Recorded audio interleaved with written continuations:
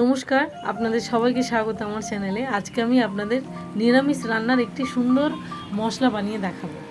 তো প্রথমে আমি শুকনো আদা নিয়ে নিয়েছি। এটাকে আপনারা ছাড়িয়ে শুকনো করে নেবেন, একদম যেন রস না থাকে। তো সেটাকে আগে আমি একটু ভেজে নিয়েছি। এবার এর মধ্যে দিয়ে দেবো গোটা গরম মশলা। তার মধ্যে আছে ছোটো এলাচ, বড় এলাচ, দালচিনি, লবঙ্গ আছে এর মধ্যে, আর আপনার স্টার আনিস আছে, আর নাটমেগ আছে, জায়ফল, জয়িত্রী যেটাকে জায়ফল বলে, সেটাকে আমি ভেঙে নিয়েছি, দিয়ে দিয়েছি এর মধ্যে। এবার এর মধ্যে আমি দিয়ে দেবো গোটা ধনে। তো গোটা ধনে 3 মুঠো দিয়ে দেবো। কোয়ান্টিটি অনুযায়ী দিতে হবে গরম মশলা, নয়তো গরম মশলার সেন্ট অনেক বেশি, স্মেলটা হবে, তখন ভালো লাগবে না। তো আমি 3 মুঠো এতে গোটা ধনে দিয়ে দেবো। এবার এর মধ্যে আমি জিরে আর গোলমরিচ এর মধ্যেই দিয়ে দেবো।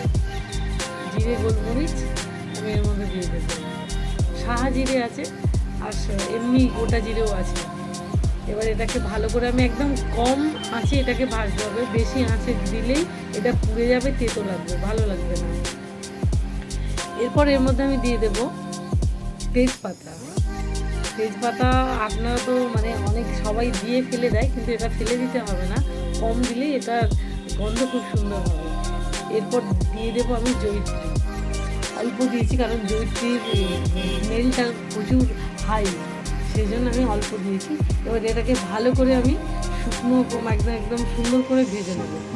আমি ভেজে ঠান্ডা করাও হয়ে গেছে, দেখুন এটা কি সুন্দর আমার ভাজা হয়ে গেছে। একদম হাত দিয়ে এটাকে আমি দেখছি, এটা উষ্ণ গরম আছে, একদম হাত দিয়ে যাবে সেই রকম গরম আছে। আর তেজপাতাগুলো একদম মরমরে হয়ে গেছে। আপনারা চাইলে এর মধ্যে শুকনো লঙ্কাও দিতে পারেন। তো আমি গোলমরিচ আছে বলে বাচ্চারা খাবে, সেই জন্য আমি এটাতে শুকনো লঙ্কা দিই। এবার এটাকে আমি ঠান্ডা হয়েছে, এটাকে আমি মিক্সিতে বেটে নেব। এই রান্নার মশলাটা যে কোনো রান্না, নিরামিষ রান্নায় আপনারা দিয়ে দেখবেন, খুব সুন্দর খেতে লাগে। এর স্বাদ 10 গুণ বেড়ে যাবে, আপনাদের খুব ভালো লাগবে। আর আশা করি আপনাদের ভালো লেগেছে আমার রেসিপিটা। আপনারা এটা বানিয়ে খেয়ে আমাকে জানাবেন কেমন হয়েছে এইভাবে মশলা তৈরি করে। আর যদি আমার চ্যানেলটি আপনাদের ভালো লাগে, আমাকে ফলো করবেন আর আমাকে সাবস্ক্রাইব করবেন। Thank you so much. সবাই খুব ভালো থাকবেন।